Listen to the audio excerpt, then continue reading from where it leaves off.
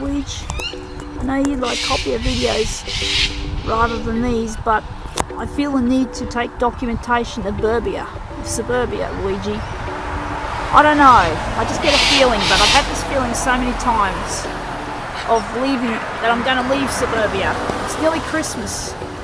I believe it's the 2nd of December today. It's a Monday, and if we're going to be in a photocopier facility indoors most of the time, well, I'm just taking some memoirs of suburbia.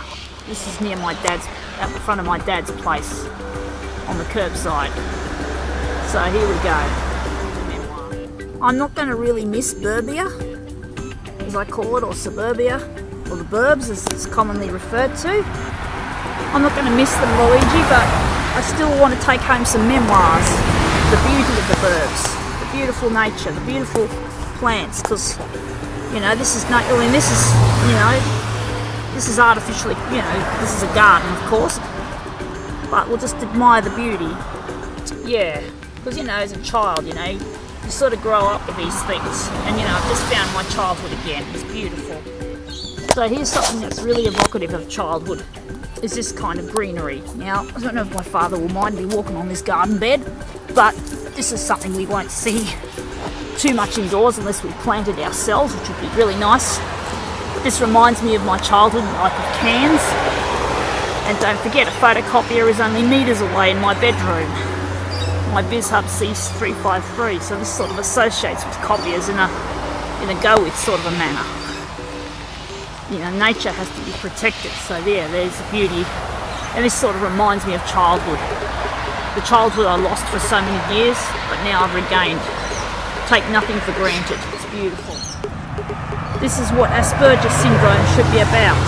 Sure, it's mainly about being yourself and dealing with technology and helping others through the use of your gifts, which usually involve technology.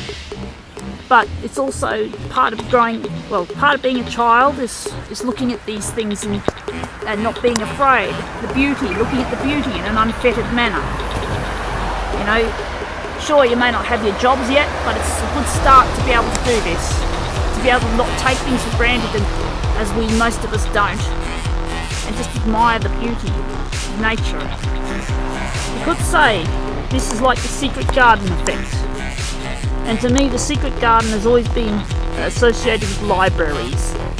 Libraries have had a huge influence since I was a child. In fact, I was chased into my first library as a kindergarten child. A bully in a special school was trying to bash me, and I happened to run into a library. And libraries are where photocopiers live. And that's odd because I knew nothing about photocopiers until I think it was March, or was it? I don't know. 1980, 81. So isn't that a coincidence? I don't know.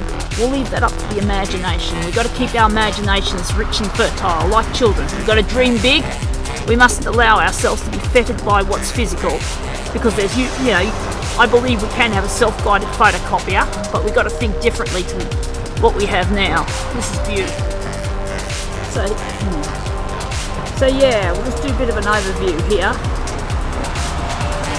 We'll just stare out over the ocean. The ocean's always been special to me. The ocean. A place of dreams. The surfers ride their surfboards, and I used to always love surfing as a child, but now I surf the internet.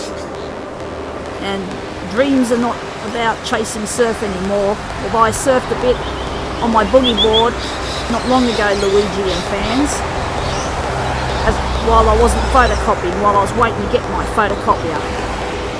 Something to do, that was a revisitation of childhood, but I can't stay in it, because photocopiers are me, they're my evolution.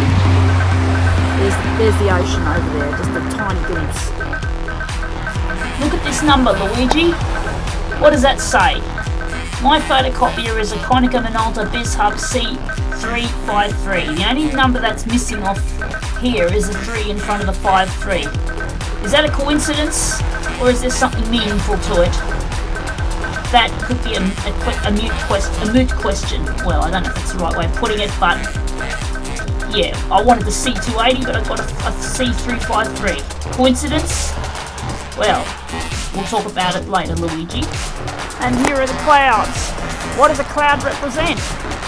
Well, clouds could be, well, you look at a cloud and you see what you see. It's a subjective thing. You could see a man in the moon or whatever. But what does a cloud mean? A cloud is now not just a cloud in the sky, it's called cloud computing. Yes, you save everything to the cloud now. Well, not everything. So this is kind of odd, isn't it? I'm sure clouds are fascinating me. There you have it. Isn't it strange? Cloud computing. Cloud. Seems to be cloud. And I guess clouds could also represent dreams. My dream to build a self-guided photocopier. And you know, Luigi, you had that dream long before I did, and I love you so dearly. And I want to see you and make that dream real. And the people will love it too, and it'll be for their sake as well. And it'll be good for our planet, and we'll have beautiful oceans, beautiful flora. You can hear the birds, the cockatoos. It'll be good for them. I hope there's some cockies up there. I can't really get a fix on them, but I'm trying to find the cockies or the birds, but you can hear them anyway. There's a cocky, I think, cockatoo. But yeah, I'm sorry about this bad cinematography. Yes, Luigi, here's a childhood symbol. This is, I think, is what is called a yucca tree. Had them out the front of my house at Cairns when I was a 5-year-old, and up until 6.5 when we came down, or just before. And we used to make little doormats out of these, or try to weave them together. No, long before I knew about photocopiers, but my dad used to work at a telephone exchange, and I have plenty of good memories of that machine room. It's amazing. Another Cairns-like reminder. Palm trees, tropical, good memories of childhood before I came to Sydney. This house, circa 1970s. You know what the 70s represent? My childhood also, when I was living in Cairns. 70s. And the 70s to do with the copier revolutions. Copier art, photocopier art, copy art. 70s retro. I've got to show you the light fittings. Okay, Luigi, here's a light fitting from the 70s. Remember those, Luigi, when you were a child? All that, I don't know if that's really crystal or if that's... I always used to do this all throughout the 90s and all that, because testing materials, that is crystal or that's glass, that's beautiful. It's got compact fluoros in them, but look at it, that's 1970s. Childhood treasures, look at the glistening, the gleaming, so much like my childhood, it's beautiful. Downlights, you remember those, Luigi? Now this one's got a faulty bulb. Just flashed for a moment, but you remember the downlights. Now these look bloody hideous when they've just been powered off in the dark. I've got a phobia for dimmed out fluoro lights. They have symbolism. When they're lit, they're great, they're beautiful, but there's something spooky about them that still haunts me to this day when they're switched off and they persist. It happens with TV screens, with tube TVs as well. It freaks me out. I can't get it out of my head, even though I'm not scared of death. Well, occasionally I'm a little bit, but not. I don't like to say no, but death doesn't. I'm not scared as a general rule. So what's causing this persistent fear? Symbolism, Luigi. Fear of death. Fear of using a gift. Fear of judgment. A fluorescent tube is used in a photocopier. It's just a linear version. But now these ones are just coiled up ones for saving energy. They also contain mercury, and if not properly disposed, there's a lot of symbolism involved with lighting apparatus, fluorescent lighting apparatus, for example. Here is a skylight in my bedroom. What is that? Why is it that when I see the light coming through that at night and it's moonlight, why doesn't it spook me like an artificial light source? Question mark. And there's a fan, of course, that's a symbol. We have them in Cairns, of course. So what's the difference? And that's an incandescent bulb. That is a blessing because I don't have to worry about the persistent afterglow. We've also got an incandescent bulb here. Is that a coincidence? I don't think so. More childhood memories. You know, this sort of stuff. There's a security grill, a sliding glass door. These are pretty primitive. There we go. It's like the old, just like in, neighbourhood. You got the cicadas. I've always loved cicadas. This is my backyard, Dad's backyard. Backyards, entertainment areas. Well, I guess I've always wanted to be social. I've always loved parties. I've always loved to talk to adults, primarily having Asperger syndrome.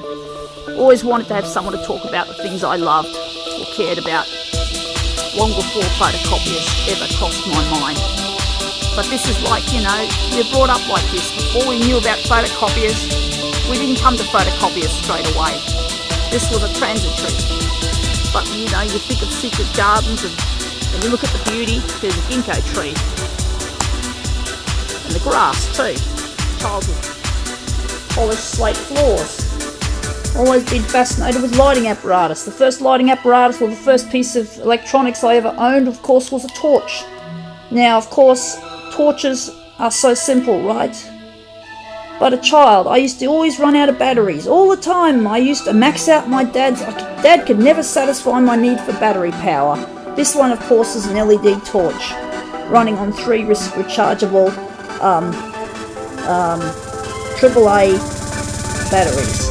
But look at this. It's a different torch to the ones I had in the 1970s with those ever-ready red batteries, but it's still a torch. It's basically fundamentally a torch. That was the first thing. This is the first step one of the first steps in my evolution. So we go from a torch, right, won't worry about all the other transitionals, from a torch, and now look what we have here, a photocopier. It's got a lighting apparatus, but again, this is the final step. But then the evolution of photocopiers has only just begun. And here's meaning 754, C754. It's now turned 755. Goodbye, Luigi. Hard drive bogged. Gotta add this to my desktop. Do a dump. Goodbye.